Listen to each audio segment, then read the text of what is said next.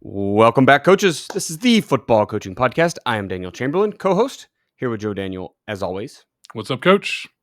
Coach, welcome to the heat nightmare. I'm so Oh glad that my it God! got to you. Oh, it got to us. I was Oh, it got to us. I was driving in my truck, so I did some Army weekend time or week long time last week, and I had to go late, so I had my truck with me, and it has like the little indicator, and the thermometer thing, and it tells you. And I looked up what the temperature was supposed to be, and it was like 90. And then I look up on my truck and it's like 105, 103. And I'm like, no, it's just, after you drive, it cools off. No, it went up. It was like, Yeah, no, it's actually way hotter than that out here. I was in the shade. So, yeah, it was hot, man. I don't know. yeah, it's brutal right now, and we've got one more day. Tomorrow is supposed to break on Thursday. We're recording on Tuesday, so we got one more day tomorrow. And the worst thing is, our AA baseball team, the Flying Squirrels,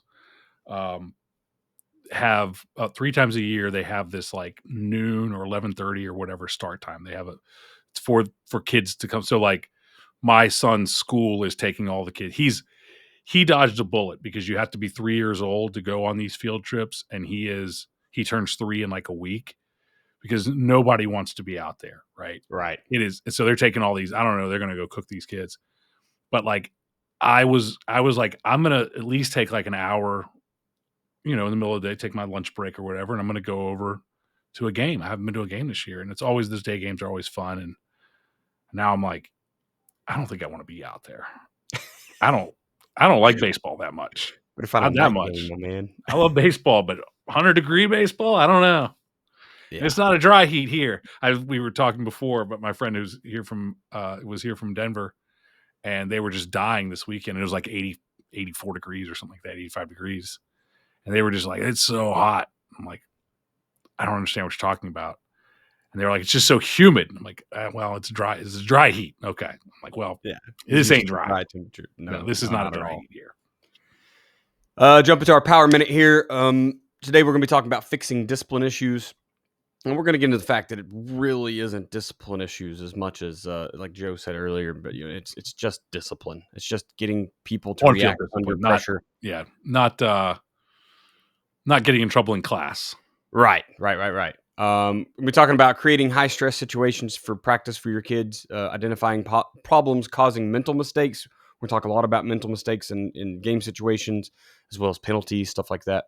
And then getting players to focus on the little things, what we'll close it out with tonight. But first, man, let's jump into our level up. Yeah, so mine is, I kind of already touched on it, so I'll just jump into it. Buddy who was in my wedding. He's a friend of he was the only one in my wedding from high school. I still talk to a good number of my high school friends, but talk to him the most, and he's one of my best friends I've known him since, I don't know, we were 5 years old, but really got to be friends like towards the end of high school and then after high school. But hadn't seen him since his wedding. He got married in Chicago 8 years ago. And I was in his wedding, and we just hadn't been able to make it work. And we had tried to got close a couple times, and we, I think, had a couple times where he was in the area and we hung out. But him and his wife were able to fly out and spend about 5 days with us. So it's really cool. I think it's really hard, as you know, with a 2-year-old to jump on a plane. Somebody who can't sit still for 5 minutes and be like, you're going to have to sit here for 3 hours. So I was really glad that they were able to come out. We got to have a lot of fun, and they had a great time in Richmond, and got to see it, got to go around. It was not without its issues. We thought it was going to be the perfect time, right? I knew it was going to work. They got here Tuesday night. I worked Tuesday. I worked Wednesday, and then Thursday was Juneteenth. So it's a holiday. I took the day off. And, of course, not thinking that the daycare was also closed. So I had my son that day. Then Thursday night, we had a gigantic thunderstorm, which knocked out our power. So Thursday night, we're sitting here with no power. I've been with my son all day. We have no power for a little while. A tree, a very large branch from a very large tree in my neighbor's yard came crashing down across our front porch, just missed our house, but just went across our front porch. We couldn't use the front door for a little bit. We went out, we got dinner because we didn't have power. We went out, found somewhere that had power. My neighbor came over with his chainsaw and cut it up so we could get out while it was very nice of him. And then spent Friday kind of cutting it up, took it out to the dump on Saturday morning, but got power back eventually. But then Friday, because of that storm, my son's school didn't have power. So once it got too hot in there, they had to send all the kids home. And so again, it ends up with what I thought was going to be Thursday, Friday, Saturday, hanging out and, going around really just, and my son, the schedule, as you know, the schedule gets messed up for them little people, and meltdown, disaster city. We pulled it back together by Saturday and had a great time, great weekend, but they made it hard. Yeah. So, we had a great time though. People misunderstand that like kids do cancel a lot of things we want to do. Now we've also been really cool about like kids aren't changing our lives completely. Yeah, we're the same way. Yeah. Beckett was 3 days old and he was at a softball tournament, right? Because I was playing co-ed softball, and it was hot. Dude, you're gonna get used to it. We've drug him around to blues festivals and football, baseball, basketball game. Like he's gone to all sorts of cool stuff. Hey man, my son was 6 weeks old at the buddy's anniversary party. Yeah. So sorry, man. Put a blanket over him, put him in the corner, stayed until he pooped his pants. And we're like, all right, that wasn't me. We got to go. As soon as they can throw a temper tantrum, like, man, it changes things. Yeah. It's a little bit embarrassing as a parent. So that's awesome, man. It's good to reconnect, especially with a friend you haven't seen in a long time. I've had a couple of those this year, so I can appreciate that for you. My level up, I went all into this running thing. I read the book. The book about running. The one. Undeniable. About not running. It is running. I mean, it is about running. Run, shoot, lift is his, or lift, run, shoot. I don't know. However he says it. Cameron Payne. That's not it. Anyway, now I want to say Cameron Palmer because he's my buddy in coaching. But anyway, Haynes. Cameron Haynes. That's Cameron Haynes, yeah. Jesus. Cameron I knew you said it last week. So. Yeah. So I last Wednesday, Thursday, maybe I talked about it last. I don't know. Anyway, I signed up for a half marathon. Yes. And Jesus Christ, I was not ready. I ran 10 miles multiple times without stopping on flat ground. What I thought was a little bit of elevation change. And then I went to Northwest Arkansas for a half marathon, which is a little bit longer than 13.1. It's like 13.27, whatever, give or take some change. But it was all elevation, all of it. Every step was elevation. And it was a down and back twice, which is probably the worst way for me to run. So it was like 3.25 plus a little bit out and then run it back and then do that again. And the second, so I was 6.5 miles in or whatever, headed back out for that last turnaround. Mentally, I was like, nope, this ain't the one. So I got to my 9 mile-ish turnaround. So a 3/4 point, came back.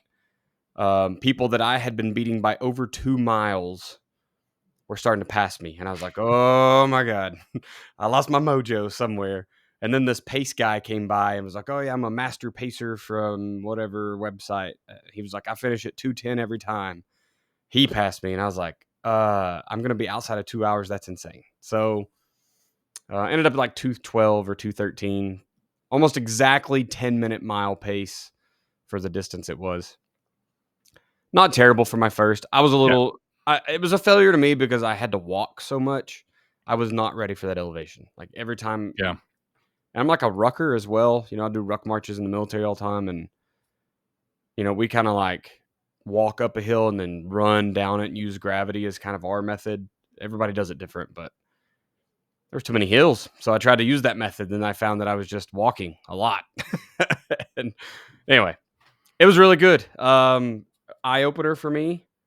And understand where my weaknesses are, I guess. So I got to do some more training. But I put it on my big board to do 5 halves and a full this calendar year. So nice. Got 1 out of the 5 out of the way, and I'll find another one here pretty soon. Maybe actually train for it instead of just signing up a couple days before and see what happens. Yeah. My wife was like, Daniel, you just... So I finished basically like 15 out of 37 or something. Mm-hmm. I was the second in my age group. But she was like, you trained for 3 whole weeks, that for something that some Yeah, people train for, like, 2 months or 3 or more, their whole like life, yeah. yeah. I was like, "Okay, touche." So I remember I don't run, but at one time in my life, I tried running, and, I ran around Richmond, and Richmond is flat. Richmond is sea level, and it is flat, and I remember this when my parents still lived in Marietta back in Georgia, and, you know, Georgia Marietta is the Piedmont's, the foothills of the Appalachian Mountains, and, just running there, like, go home and I'd run, and I was like, I was running 3 or 4 miles, and I go down there, and just the elevation, the change, and not just running on flat land like a treadmill was like, yeah. oh my God. I remember the first time I didn't think anything about it. I went out running, and I was like a mile and a half in, and I was just like, oh my God, this is awful. It's completely different. I've been posting, like, on my Twitter. I have a Coach's Fitness, it's CFC. I don't know what the other part of it is. Anyway, it's on Twitter. You can find it pretty easily. But there's probably like 45 guys in that group that don't say anything, but they all just monitor what I'm putting in there. And I was trying to be all quotey with it and stuff, and like inspire. And then finally, I was like, you got to go do the work. So I started just posting my runs. And then one guy did hit me up, and he was like, "You motivated me with your half marathon. So as soon as I saw you were running it, I had to go get an 8 mile run in." And I was like, well, good. I got one guy, right? Like, at least it helped one person. So that was good. I have one more, and I'll keep it short. I know I don't want to take forever on our level ups, but my sons, y'all know they're racing 4-wheelers, and this connects football is the only reason I'll even use 2 tonight. But Beckett was racing the 50cc for 3 races, and he did, or 2 races. I don't know. He won 3rd place every time he touched it. He was doing really good. Confidence level soaring. We bumped him up to a 90cc bike because we got one gifted to us and we got it ready to race. And once I let him practice on it, there was like no going back. He wasn't going to get back on the little machine, and his little brother gets to race it now. So Liam is doing exactly what you think a 3-year-old would do in a actual competitive situation. He rides until his thumb is sore, which is about 100 meters, and he pulls over and turns around and talks all the way around the racetrack. Well, these tracks sometimes, like this weekend, was 2 miles long, 1.8 miles. Like that's a lot of pullovers. So I swept is what the sweeping. So I was just behind him the whole time. And then as soon as we got one lap, I was like, nope, you're done, dude. Like they were trying to force him to do another one. He's not ready. And I know that completely wasted season for him, but that's what I want from him. Beckett had a wreck on his a few weeks ago on the new bigger bike. And it scratched him up pretty good.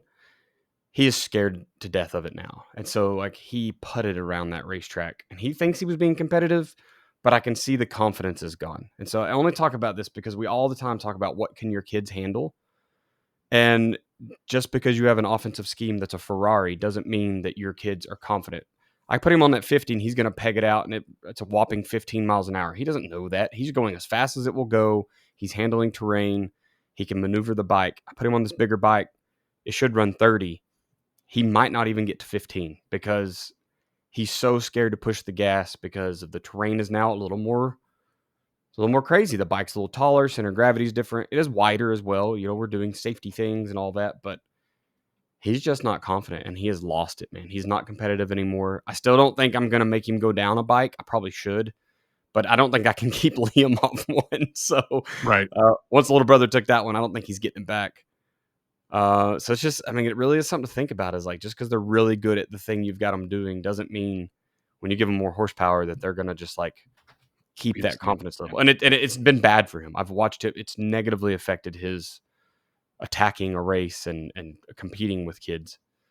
He was getting passed by kids on 50s this weekend, and I was like, what happened? He's just scared of it. So Yeah. in a football sense, if you hand the keys to the Ferrari to your quarterback and he's a freshman, he doesn't know what he's doing anyway, just because it should make more points or more yards, it does not. It may not happen. You could kind of hinder him. So think about that. Yeah. Sweet. Let's jump on into it. Last week's topic, we talked about we waste too much time in practice. We talked a ton about practice shells and how to just get more efficient, working towards that 90-minute practice plan. We know a lot of you guys are 120, 2 hours, and that's fine. It's better than the old school 3-4 hour practices. Just get better at being efficient. Next week's topic, we're talking about giving up too many big plays. So kind of once again work into this discipline thing with what we're looking at tonight, but we'll tackle it a few more ways. If you have a friend that's in football, this is a great podcast to send to them because we're going to be talking about the mental side. Everybody wants to talk X's and O's. Sometimes you just need to go over and talk about the mental side of football and how you can make your kids better at it. Like tonight, we're talking about fixing these discipline issues on the football field. So send this to a friend. Let's pay the bills. We'll jump into it. All right. The difference between a championship defense and a defense struggling every Friday night is not just talent. It's not luck. It's the system. Without a system, you scramble every week trying to fix problems on the fly. Your players are confused. Your assistants are not on the same page, and your defense is constantly playing on its heels. I've worked with over 10,000 football coaches, and many were making the same mistakes. They're overcomplicating football, running a stack of plays with no reason behind it, just calling front stunts, blitzes, and coverages from the seat of your pants. Once we get those coaches putting a real defensive system in place, everything changes. Players play faster, coaches have more confidence, and you start winning more football games. That's why I put together my latest free guide called What You Need to Know to Build the Ultimate Defensive Football Coaching System. Inside that guide, you're going to get the blueprint for building a defensive system that works so you can simplify your playbook, get your players to buy in, and take control of the game. Download the free copy right now at joedanielfootball.com/system to take the guesswork out of coaching, build your ultimate defensive system, and turn your football program around this season. It's joedanielfootball.com/system. System. Let's go. Let me ask you a question. Are your athletes fast enough to win every game on your schedule next season? The reality is most football players aren't, and most coaches, well, they've all got the exact same problems. The issue is we're still leaning on outdated speed drills that don't actually translate to the field. You can have your kids in track in the offseason, running sprints till the sun goes down and live in the weight room, but if your athletes aren't getting faster where it matters, in pads, in space, on game night, then you're wasting valuable time and reps. That's where athleticspeedandmovement.com changes everything. You're getting real football speed development, not just theory. This is built specifically for our game with progressions, drills, a full program that works at every level of play. If you're a high school coach, a youth coach, a middle school coach, we've got you. It will work for all of you. It's all designed by Del Basquette, a guy who knows the game at its highest level, being the very first speed coach in the NFL. It's backed by results of not only NFL players, but collegiate players, now thousands of high school players across the field, across the country. So don't keep guessing with your speed work. Go to athleticspeedmovement.com right now and start turning your team's speed into a real competitive advantage. If you're listening in your car, say, "Hey Siri." Oh, mine didn't even listen. And tell her, remind me when I get where I'm going to go to athleticspeedmovement.com. I had a phone call with Dale today. And one of there's always a little nuggets when you talk to Dale and you get a little something that you never heard before. It wasn't something I never heard before, but he was talking about coaches who want their kids to quote unquote fly around, and just he's talking about the idea of having a motor and kids who are just constantly at full throttle and how negatively that impacts their play and how much better it is for a kid to understand when to be at 80%, when to be at 60%. So when you go through that progression, there's a lot of, 60, 80, 100, changing speeds, changing and like going through it, and there's accelerate. We talk about acceleration, deceleration, but it's not just getting from 0 to 100. It's knowing when to be at 60%, which is not much more than a walk, right? And knowing when to be at 60, when to be at 80, when to be at 100. Like in the course of a football play, if you go 100 everywhere, you overrun a lot of plays, right? And so it was a really interesting conversation, and this emphasis on flying, just 100% all out, balls out, sprinting. That's a track thing. That's a track sprinter mentality, and it doesn't work on the football field. And Dale's teaching progressions are one of the few things I've seen that do that. It's just different. So athleticspeedandmovement.com. I know it's late in the year. It's a 12-week, starts off with a 12-week training progression, but you would be better served starting that now, or you would be better served starting that when your kids are there in the season. You would be so much better served doing that than not doing that. You would be, you're listening to this, you probably got enough time to get the first 5 weeks in before you play a game, and it will make a massive difference. I mean, it just will. I love it. Let's jump into the conversation here, Joe. Part one, we're talking about creating high stress situations.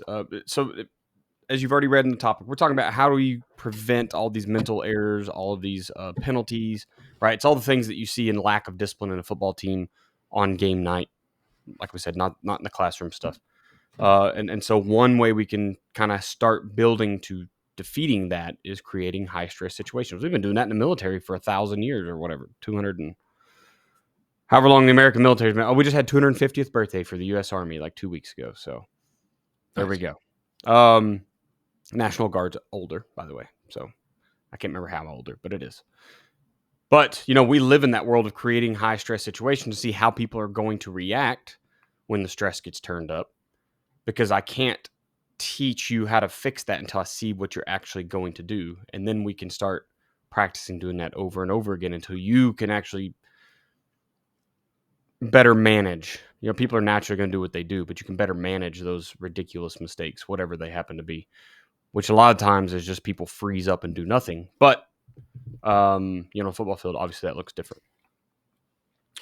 So really what I want to, focus on here is things like your offsides penalties and your false starts, things like misalignments, simple things that every kid should be able to do, but that are literally killing your football program, right?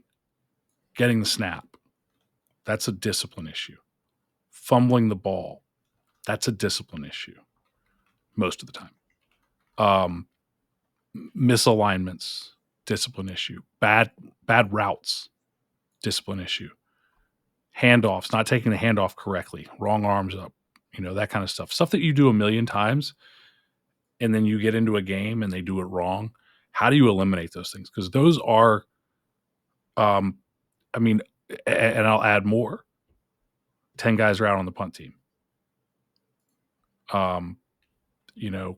Those types of things are discipline issues on the field that we can create situations to test them in practice and see where those, we can't make it 100%, but we can create situations where we talk about, we had a recent podcast talking about situational football. You got to do some things to create situational stress. But also there's a lot of things that coaches do to cause these problems, which we'll get into in a minute. But starting off with, the very simple fact that if you are allowing it in practice, it will happen in a game. But at the same time, you can't waste your practice with this.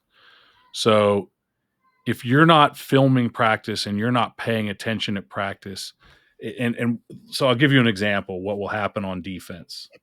They'll line up like trash. They won't key read, and they'll just train wreck your scout team. That doesn't work on Friday night.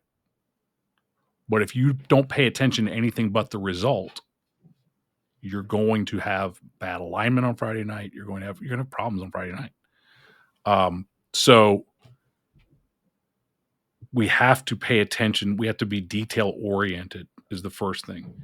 You cannot just overlook these things. If you look at discipline in any way, and I'm sure the Army is no different, if you allow it, it's going to happen. If you allow, why is the Army so strict? Because it's life and death. You can't make that mistake. In a game situation, it's not possible. Right. It's a massive problem. So from a football standpoint, it's not the same, but it is that if you aren't detail oriented, you are going to have these problems. And so when I say detail oriented, we talk about ASCA leverage principle. And ASCA is alignment, stance, key reassignment on offense, and on defense. On offense, we've adapted to alignment, stance, keys, and communication. and assignment on offense. Again, it's the same thing on offense. I can probably run it right down our scout team's throat. Never come off a combo, never do it right, and just get yards. So if I do that, then I'm not paying attention to the ASCA. If we're supposed to have 18-inch splits and have an ear hole on the center's butt or the center's belt, if I don't pay attention to that, what happens? My offensive lineman gets called for being too far off the ball. We only have 6 men on the line of scrimmage. That's the kind of stuff that happens when you are not detail oriented. So when you're spending your time on block on boards or pushing a sled, there's no opportunity really to be detail oriented. I mean, you can line up, but it's, that stuff, I don't do that stuff. I line up a bird walk drill and I look before we step and I look at the alignment, fix the alignment. And I look at the stance and fix the stance. Bird walk drill is what we do with our offensive linemen to teach them footwork. So I look at the alignment. I look at the stance. I say, set, go, and they take the first step.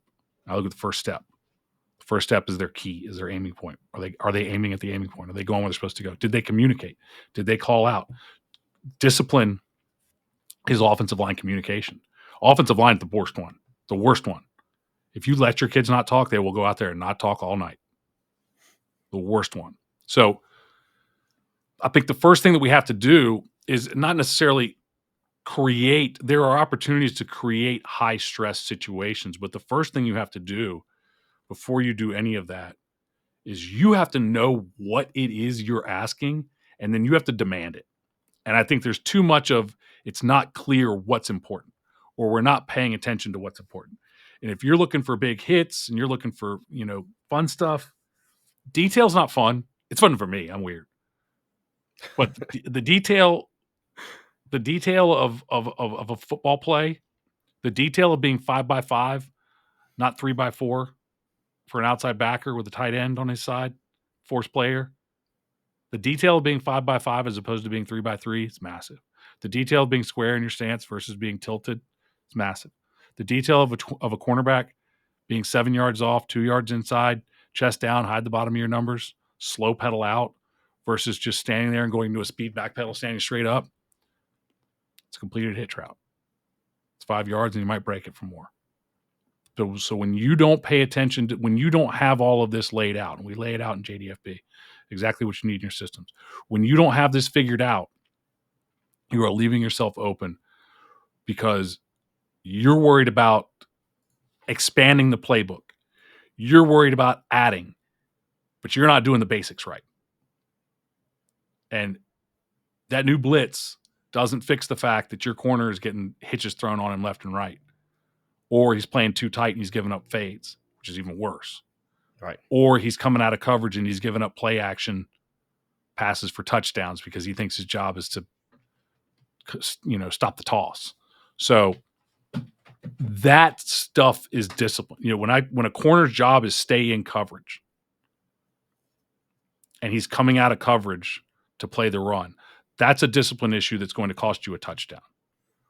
When a quarterback's job is to carry out the fake after the handoff, that's a discipline issue that is getting extra players to the point of attack. And so all of you guys that are having problems with tackling, and you go, I don't know how to fix tackling, open space, open field, tackling. We don't have open field tackle issues with most of our teams because they follow the alignment stance key read assignment and they focus on those key reads in our drills and the defensive drill system, and they get more numbers to the ball. So they get 3, 4, 5 guys there. They don't tackle better than you. Same number of guys miss the tackle, but if the first guy misses the tackle and there's 2 more guys there, you don't talk about how you miss tackles. You talk about how you swarm to the football. It's a different conversation. If there's only one guy there and he misses the tackle, you talk about missed tackles. You talk about explosive plays. If the first guy misses the tackle and there's 2 more guys there, you talk about what a great job you do at swarming to the football. Different conversation. That's discipline. If a linebacker doesn't follow a puller, that's discipline.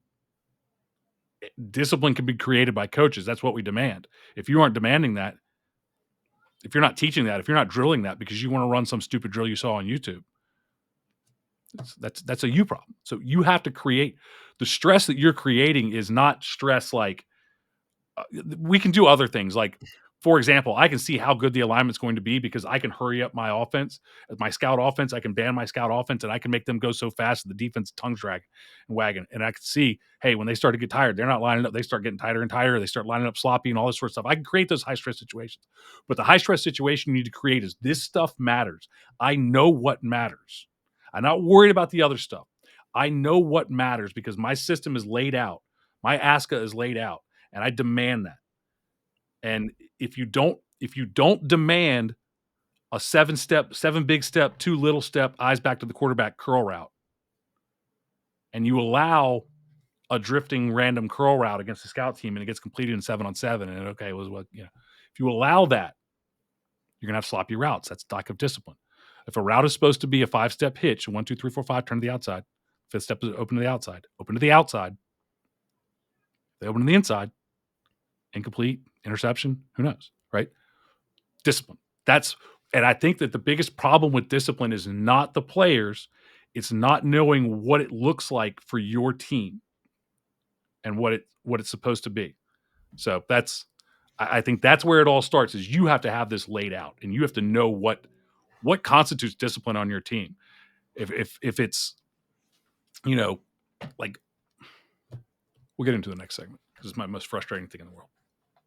You know, you call this kind of the creating high stress situations portion, and really I think it's just being detail oriented, because if you were hyper detail oriented, for those that aren't, it's going to be a little bit stressful for them. When you demand it, absolutely they're going to be stressed out, right? And you're talking kids who haven't had to be detail oriented in their stinking life, but we play a game that's, how many times have we said, you know, it's a game of inches? How many times you heard that in your career? It's a game of inches. We watched, it was the St. Louis Rams that lost a Super Bowl to inches, right? Just needed to get in, couldn't get in. It was inches. We watched Tom Brady win his 5th one or whatever because of an interception. The ball was 1 inch realistically, right? It's a game of inches. Everything that we see is just, it shows how little. How many games? I mean, you look at how many games have been lost on a blown coverage. Yeah, so many. But whose fault was it? Oh, they definitely blame the DB, right? They blame the DB always. But was it a defensive coordinator? And I go back to Georgia, and it just pisses me off because it was something they didn't do very much, and then they did it, and they blew coverage, and they lost a national championship, basically. You decided to run something because you think schematically it looks good. Yeah. They blew the coverage. Well, you know, I tell our coaches all the time, you don't dabble in quarters coverage. You don't dabble in triple option because there's too many moving parts. You don't dabble in quarters coverage, blown coverages. Guys don't like spot drop cover 3. Well, you know what spot drop doesn't have? Blown coverages. Yeah. Like, what does man coverage not have? Generally doesn't have blown coverages. I got him. You know, get to the quarterback fast enough, everybody can cover. So it's like, it's not that pattern match is bad, but you don't dabble in pattern match. You don't just run it for a little bit. Blown coverages, that's discipline.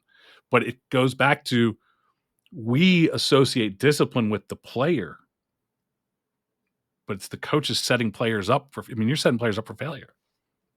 100%. Let's jump into the second part here, identifying the problem causing the mental mistakes. So root cause analysis is something I love. I love to do it in every aspect of life. Who does? Whether it's a football game. Well, there are people that don't like to, that's Joe. Weird. Because a lot of times, guess where it goes? Root cause analysis. I mean, that's a party to me. Like, let's agree. When you pair that with extreme ownership, you get really pissy, because then it really does always come back to you. Like, God, that was my fault. Anyway, so identifying these problems that are causing these mistakes, we're at a weird transition point right now, and I was going to mention this in the last part about creating high-stress situations, but I felt you steered away from this. But, in the military, we stress kids out, or soldiers, grown freaking humans, with fatigue.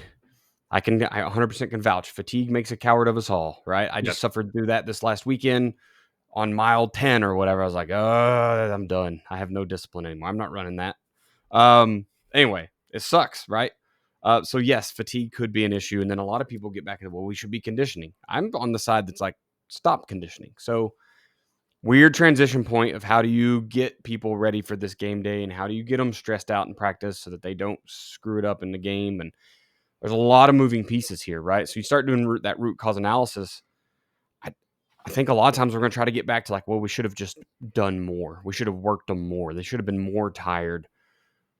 Whatever it is, and I don't think that's the answer. I think if you have to get back to that weird fork in the road of simplicity versus expectations, like expecting people to do your system. Kenny Ridley's my favorite human of all time, and that's what he told me a long time ago, right? It was like, if whatever you expect your players is what they'll give you. Well, understand, I believe that 100%. But if I go out and expect them to learn 14 coverages, they're going to. Yeah. They're going to go out there on game night and say, yes, coach, I can do that. And then they're going to blow it, right? So we have to also understand that the simplicity is what's going to make them capable of doing the expectations. Beckett on his four-wheeler. I had the expectation to go out there and hot rod this new big bike around, and reality check, Dad. 100% it's my fault. So as we start down that identifying problems, root cause analysis, whatever you want to call it, be ready for it to come to you and be ready to make changes, I think, and less with kids and more with how you're scheming things up. Fatigue. I did want to touch on fatigue, and what I find a lot of coaches do is they jump to, and this is like a CrossFit mentality. They jump straight to, let's wear them out and make them do it under pressure. Well, if they're making the mistakes in indie drills, if they're making the mistakes when it's the beginning of practice, if they're making the mistake, then wearing them out is stupid because they haven't learned the skills. They haven't learned what the discipline is.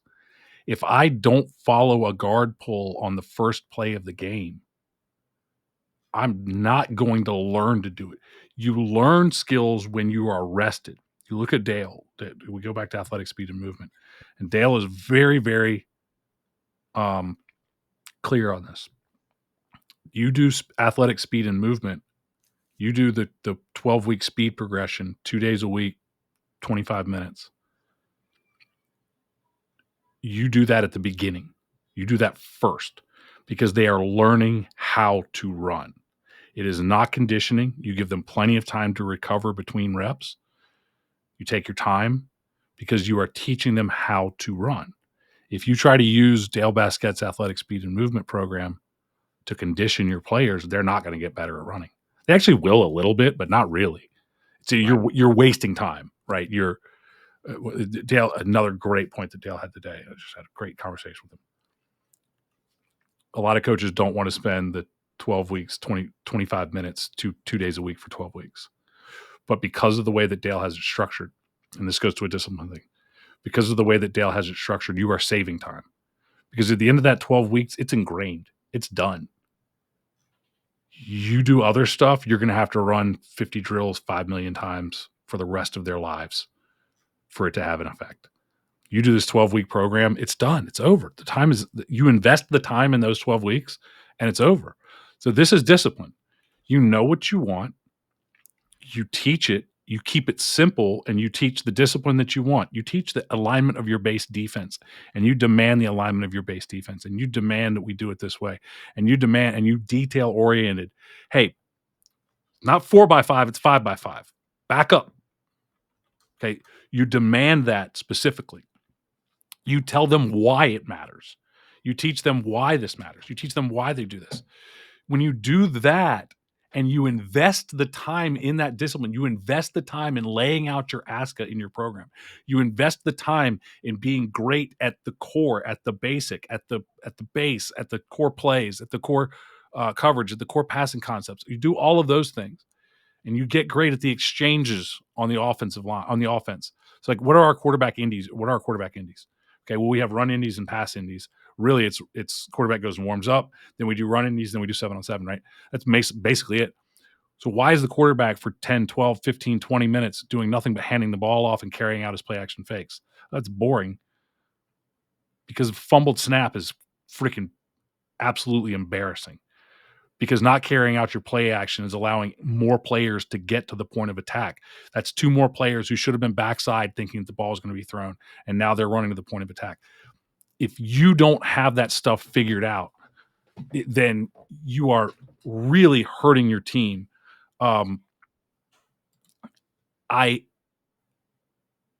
We talk about like what is the cause. Any problem that comes up, you mentioned extreme ownership, and that's the thing, is we always go, why is that kid? It doesn't matter why. I mean, it matters why, but it doesn't matter. What matters is, how are you going to fix it? How are you going to fix it? You can be pissed off for a minute. We all can. So here's one of my big ones. And I get this with coaches all the time. Coaches that I worked with on staff, coaches that I communicate with. Defensive linemen jumping off sides. Okay. Watch the ball. Watch the ball. Watch the ball. Go watch them do a defensive line indie drill. Go. Is there a ball? They're starting the drill on go or on a whistle or on a sound. They're starting the drill on a sound. And then in the game, they move on sound. And the number of coaches who don't think about this, and that's fine. If you never thought about this, if this is a revelation you just had, if you think I'm an idiot and you think everybody knows this, you're wrong. If you just had this revelation, that's okay, but never do it again. Go get a football, use your hand, use anything, move something. Defense starts on movement. No defensive drill ever starts on sound. The offense starts on sound. The defense starts on movement. That's a discipline issue that so many coaches are having defensive linemen constantly jump off sides because the defensive line coach is down there and the defensive coordinator never asks, how are you starting your defensive line drills? Or the head coach or somebody. And we're just jumping off sides and we go, these kids are so stupid. I got news for you. They're all stupid. They're kids. Okay. But it is, we know the teams on the schedule that we're going to hard count. We know the teams that we're going to no play. We know the teams that if we get to 3rd and 4, no play every single time. Because we go on go. So in my offensive system, Bill's offensive system, and the way that I run as well, we do everything on, ready, set, go, basically. We know every play is on set, go. Everybody goes, well, they know the plays. I go, well, I got 5 teams on the schedule that I'm going to get a first down at least once and maybe 3 or 4 times because of that. At least 5. At least. Usually more because everybody's got a dumb kid. But I also know there's a couple teams that I'm not going to get it. And no play is just not even on the menu. It's just not even, there's no point. And all I do is I no play specifically so that they cannot tee off. But they're not teeing off. They're going on movement. So that's figure out the root of the problem. It's are your routes sloppy? Who's allowing that? Are your exchanges sloppy? Who's allowing that? Is your footwork sloppy? Are your offensive linemen not communicating at the line of scrimmage? Who's allowing that? I'm standing by as an offensive line coach, I'm standing behind the offensive line every snap. And if I don't hear it, don't tell me you're trying to be sneaky. Don't, no. I better see pointing. I better hear calls. I better hear words. And if I don't, like, I'm stopping everything and going, talk. Who's talking? Who's going? And I guarantee if you don't hear anything, nobody talked. Nobody talked. They didn't secretly. No, they didn't secretly. First of all, my center has to call out the 0 for everybody. So if I can't hear him, my center has to make calls that the running back can hear. So if I don't hear him, if your defense isn't talking, if your defense isn't making strength calls, if your defense isn't calling out, defensive communication system, something we put together, and I got to get more out there. I give something for every single player on the defense to say, right? Based on the alignment of the receiver, I can tell you what routes he's going to run. Based on the, based on the strength of the formation, based on the, set of the backfield, based on all these things, based on the, unbalanced, everything. Like, who's calling out unbalanced lines? You better have somebody looking for unbalanced lines. Otherwise, you're just going to be getting destroyed by them. Like, that's Unfortunately, it's discipline true. and that's communication. And every single kid on your team can do that, but they don't. Right. And so that's discipline stuff that you just you've got to demand it. You've got to know what it looks like.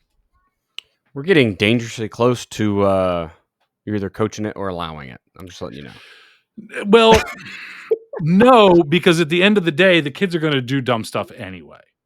Yeah. But you're right. I mean, you're absolutely right. It is the, I do hate that saying, but I do believe that is the real root of it is that. But the way that it's used a lot of the times is like, if a kid makes a Derogatory. mistake on the field, that's because you're trash. And it's like, Right. well, again, we're not going to get rid of all these discipline issues. Look, I was a disciplined football player. Okay. I never listened to anything. I never went on sound.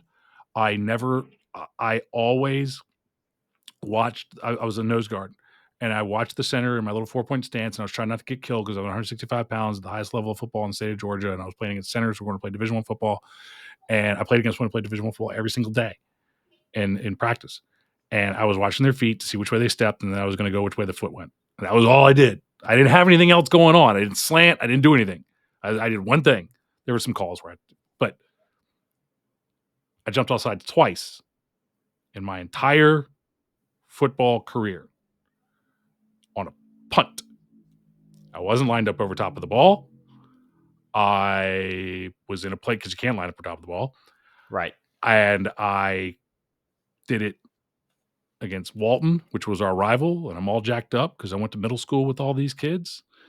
And Walton's like nationally ranked now. I don't think they're Pope's rival anymore. but at the time, they were a rival. Close ball game. It's 4th and 10. I jumped off sides on a punt. There was no sound, right? Kid goes, ready. And then the center snaps the ball the long snapper snaps the ball when he's ready. There was no sound. I just jumped off sides. Now it's 4th and 5. I jumped off sides again. It's first down. No. Worst day of my life. But I wasn't undisciplined. It was just, I'm a kid and I'm jacked up and I lost my mind. So that you're coaching and you're allowing it is like, nobody did that. There was no coach at fault for that. I'm sure there's somebody thinks it is, but there was no coach at fault for that. It was me. I'm 17 years old and I'm stupid. Like, sorry, coach. Coach Sparks, I'm sorry. I think it does, though, if you start doing this root cause analysis, get back to like, it kind of touches on last week. We're talking about practice plans, right? You got to go through situations in football. You can't, every single Monday of your freaking season can't look the same. Every Tuesday can't look the same because otherwise you've practiced 3 days worth of stuff and you had a walkthrough day and you went and played a game, right? You've got to mix in these different situations. And there's 1,000 ways to do it, right? Your special teams, you talked about earlier, not having 10 guys on the field instead of 11. Yes. Right? Those are things like you can practice. I mean, yes, offense, defense, every version of special teams out there, you got to have 11. So there's got to be a way. Like at Owasso, we had the box. If your element's ready to go on, you went and stood between 4 cones and a coach counted you out, right? Like that gets back to it though. Sometimes it's even stuff you can't practice, which they did practice that on Thursday, but sometimes it's just putting in another thing that helps the system operate that much better, right? Just increase efficiency. Put up a box with 4 cones and make kids stand in it before they touch the field. Problem solving. It's problem solving. I mean, it's problem solving, right? I think a lot of times it's going to come back to how you're using your off season. What are you teaching your kids? And are you increasing IQ and those individual skills in the off season? Or are you just a guy that waits until, hey, we'll wait until 7-on-7 gets here and then we'll practice how to do these stances and how to backpedal correctly and what routes are? Or are you doing some type of a schooling in the spring, right? Or, it's how are you using your time? What are you doing to develop your kids? I'm 100% a guy that thinks kids need more time off from football. Yes. Physically more than mentally. Physically, they need to be kids during the summer a little bit more. We talked to Chad Pennington, a former NFL quarterback, last night, and he talked about he gives his kids off like 3 to 5 weeks in the summertime in Oklahoma, we're screaming mad. The OSSAA says we have to give them a week off for dead week. Like, man, if you don't like dead period, I don't understand you. We're in dead period right now. For those who, I don't understand. I don't get it. Man, I love dead period. Let's go. I think he's in wild to me. He's in Kentucky, and Kentucky has, I think it's 3 weeks forced. Great. Arkansas has 2. Oklahoma has 1. Washington has like 9 6 days. months. Washington and Massachusetts have like 6 months. It's dreamy. Yeah. So great. Perfect. But that's how are you using the time you do have allotted? Are you just worried about getting power put in for the 44th year in a row, or are you actually increasing football IQ? Nothing wrong with power, or nothing wrong with running power. Nothing wrong with practicing it and keeping it installed and make it your number 1 install. But what else are you teaching these kids? Are you, it's football so situational. So when we see a bunch of these mistakes, maybe it is just jumping off sides, but very rarely are your common plays or OCs like, hey, let's just get them to jump off right here, right? Like sometimes 1st and 10, because that's a good, easy, efficient play. You get your 4 yards at least, right? So you're efficient. Sometimes on 2nd and short, because we're all amped up to stop the run. There's some of those situations where, yes, going on 2 or trying to get them to jump, no play on makes sense. In fact, as an offensive coach, you could probably say every play I want to do that. But of course, then it's no surprise and you lose the threat. But there's some that matter more. If it's 3rd and 18, I'm expecting a hard count because there's not a good play call. They don't have a play call in their book. That, even if there are people that still do by down and distance, they don't have a 3rd and 18 column. It might be on like the 3rd and 7 plus. Well, the same play that they want to get 7 may not hit them for 18. So they need to shorten that up, right? They're looking to jump. Do your kids know that? Wing T team is just called trap. That's all they ever do on 3rd and 18. Trap. There you go. And it hits has like an incredible hit rate for Wing T. There you go. Bear front from now on 3rd and 10 plus. You need a trap because they're going to run trap, and it actually works like that. For some reason, you're 3rd and long. That's like the best Wing T play. Anyway, it's probably you. That's what I'm saying. It's not them, it's you. Let's go into part 3 here, getting to players to focus on those things. So we've hammered out here that like it's game of inches. We've got to pay attention to all these little things that kids are making mistakes on. But it is harder to get them to understand that because you've got so much to teach them.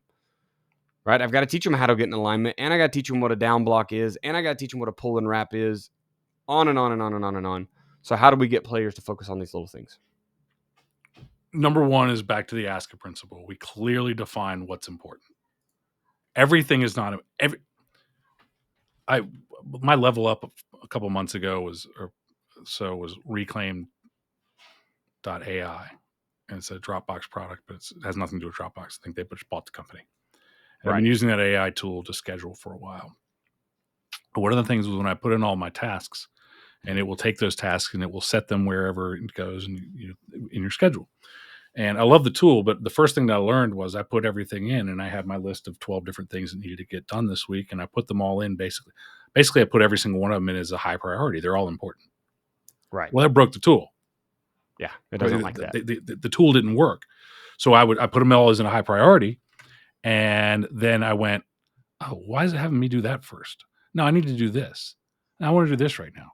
Well, that's because the thing you want or need to do right now is the high priority, and the other stuff isn't. So when you start figuring out your priorities, your levers, what is the one thing? What is the one thing that I can fix right now, that I can do right now, that I can focus on right now, that is going to make everything else better? Well, if we're on the defensive side of the ball and we're not aligning correctly, we've talked about it over and over and over again. I didn't realize, but until I sent it out, was that I actually had a article from the old big fat AFCA defense manual from however far back, Tommy Spangler talking about this from 1994, where he did the study that Lynn Shackelford did and talked about on our podcast. He did the exact same study. Alignment was the problem. If your guys aren't aligning correct, you don't worry about we're not tackling good. You don't worry about we're not key reading. You worry about, I just found a switch on the side of my keyboard I didn't know I had. I heard it. It disconnected something. Changed my lights. Got my lights on my keyboard. If you don't have that right, if you don't have alignment right, nothing else matters. If you got to start right to finish right. So that becomes like, what are your rules? What are your principles? One of my principles is you got to start right to finish right, which means if you don't align right, if you don't stand in the right spot, nothing else matters. If you don't stand the right way in the right spot, nothing else matters. Then you worry about what you're looking at. Oh, this is pre-snap. Every single kid can do this. Every single kid can stand in the right place. They can stand the right way, and they can look at the right person. Before we do anything else, if I get that straight, then now I can worry about running to the ball, tackling, and all that sort of stuff. So you have to know what it is that you're demanding, and you have to break it down for these kids, and you have to tell them why. Why am I aligning 5x5? You're aligning 5x5 because that kid in the backfield gets a toss. He is the fastest kid in the entire freaking state, and you're not. You're a safety in name only because I've got my best 11 on the field, and you're number 11. So when the fastest kid in the state catches a toss at 80% speed or catches a jet sweep at 80, 90% dead sprint, it comes running at you. If you're 1x1, you lost. Already. If you're 5x5, that's where he's going. And you can just meet him on the way. That's why we do it. Because you're not as fast as he is, especially if you have to turn around and run, because he's going at a dead sprint. That's why we do it. Why am I 7 yards off, 1 yard inside? Because you're going to take away the slant by alignment. You're going to take away the fade by visual, and you're going to slow pedal out, and you're going to drive on the hitch, and you're going to watch the quarterback front shoulder. And because if I'm playing press man, why am I doing it this way? Because they've only got 2 routes that they can run. They can run a slant and a fade. Okay, and I'm going to take away the inside slant by leverage. I'm going to take away the fade by sliding my feet. So all of these things, the quarterback, why am I doing a play action fake? Because if you don't do a play action fake, 3 guys who should be standing there looking at you are going to the running back. So why do your eyes matter? Why, when you hand the ball off, do you come out with your eyes up looking to throw it? And when you play action, you stare at the running back like you gave him the ball as you come out? Because your eyes matter, and your eyes determine how many people are there. And if you want to complete a play action pass, we better be able to run the ball, because nobody cares otherwise. So you have to explain the why to these kids. It cannot just be because I said so. Like, listen, Bud Kilmer, that doesn't work here. Okay, you have to explain why this discipline matters, why this detail matters. Why do you watch the ball? Because they are trying to get you to jump off sides with all of their cadence stuff. And if you listen, matters. Right. And you will be wrong. And they will start to go, I know the snap count. My man, that's what they want you to think.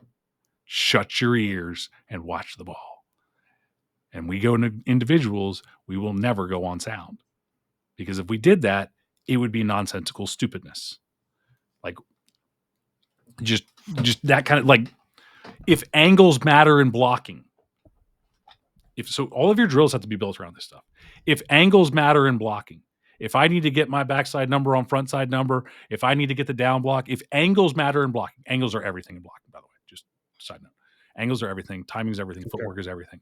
If all of that matters, then why on God's green earth am I doing a block on boards where we're just straight across from each other, running each other? Why?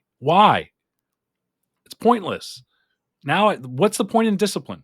What's the point in getting the first 2 steps right if I could just get on a board and run somebody over?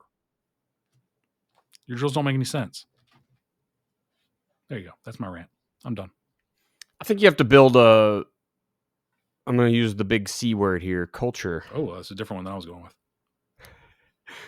I think you got to build a culture of the little things mattering. Yeah. Goes back to our episode about Nick Saban, the ball, right? Whatever you emphasize is what you're going to get. You've talked about it in your onside kick every time. You emphasized it, you get a bunch of them, and your kids don't get tricked because they know all the little things, right? They know all the rules. If you constantly are teaching turnovers, you're probably going to get a lot more turnovers. If you emphasize the little things with things like explaining why, with things like a schooling that helps kids gain IQ in football, you can't give them every situation they're going to face. It's impossible. Your practice would never end, right? You can't do every situation. It's the Parker Resources guys, which is the other podcast. They're really, really good at what they do too. A bunch of guys from down there in Georgia. But he put out it's like 150 football situation or something that every coach should know, right? Like, that's just the ones off the top of his head. Maybe that's all. Maybe there's 150 situations in football, but I bet there's more. Probably not, yeah. And you can't practice all those in a single season even. So you've got to increase somewhere how you're gaining IQ or increasing IQ for your players so that they can see things kind of before they happen.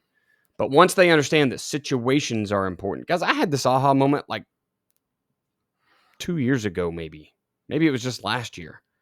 And I'm going in my 6th year now of holy crap, football is just a bunch of situations lined up. You get a kickoff, and then it's efficiency or not. And then it's too much to gain or not. Like, it's just, man, it was just wild watching it just be situation after situation. Anyway, if you start teaching your kids like the importance in the minute details, if it's blocking, if it's how to run your routes. I heard CeeDee Lamb say in an interview today talking about you get 3 steps in a break. If you can make a break in 3 steps, you're among the elite. That's a very small detail. That's little, right? It doesn't matter if you're running 7 big and 2 little in a curl. What does your break look like? Do you got to stomp your feet 35 times to chop them up to get to your turn? Then you're not selling as much. Can you get it in 3? Now you're elite.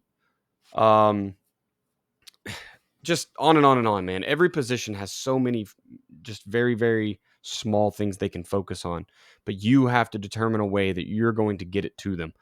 A lot of the times, I'll tell you, at small school level, you're going to struggle, and this is why small school ball is what it is. It ends up being a lot of wing T teams that are just like run trap because you can't hire enough coaches to go out and teach each individual position all of their little things. And so you end up with this just trying to make it happen on a broader scale. As you go up in school size, you get more coaches, you should be able to increase their IQ across the board. I'm pretty convinced nowadays that it's not just skill level that's better in 6A football in Oklahoma, but they're better coached because they got more time with a guy who knows what he's doing. You know what I mean? My first year, I was a wide receivers, safeties, corners, O-line, running backs.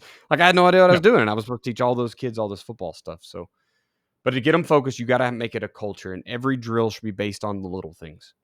Everything you do needs to be based on little. It goes back to like quit putting the football in the middle of the field and running plays at practice.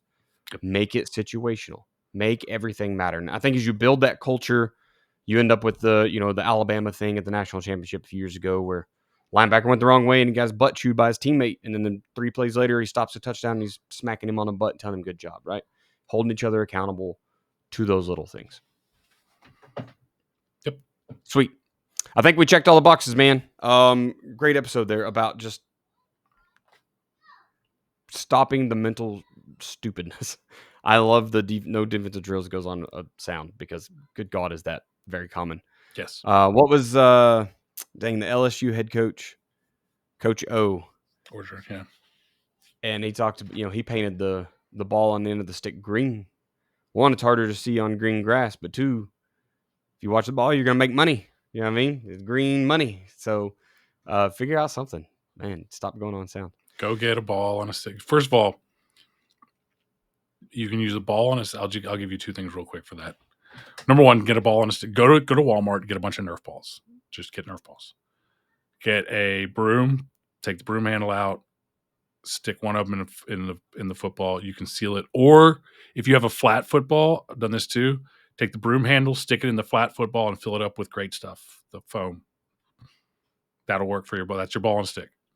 You don't have to worry, but you got a flat football. Everybody's got one flat football, right? I've got 3 in my house. Yeah. Stick a broom handle in it and fill it up with great stuff, that foam. And that's your ball and string. Or that's your ball and stick. For your ball and a string, take a fishing stringer and stick it through a Nerf football. And you can do linebackers. You can stand 5 yards back behind the linebackers and move it. And you just pop it to yourself and throw it back. Never start another drill on sound. You can do it on a ball. I do it on movement. I just move my hand most of the time. Stand behind them. But I love it. Awesome. Don't forget to refer the podcast to some of your friends. If you've got coaches in the industry, maybe you got parents, you've got people with kids coming up through the system, they're taking them to all these camps. Shoot them the podcast. You'll never know too much about football, and being able to speak about it with your kids in an educated manner is going to be beneficial. There's a reason why, like, the head football coach's son is always the best player on the team. It's not because the head coach was a D1 athlete. It's because he talks football at an educated level to his kids. Tonight, we talked about fixing discipline issues. We talked about creating high-stress situations and what that really means in football, identifying the problem or root cause analysis for all these mental mistakes, and going back and fixing that. It's always you.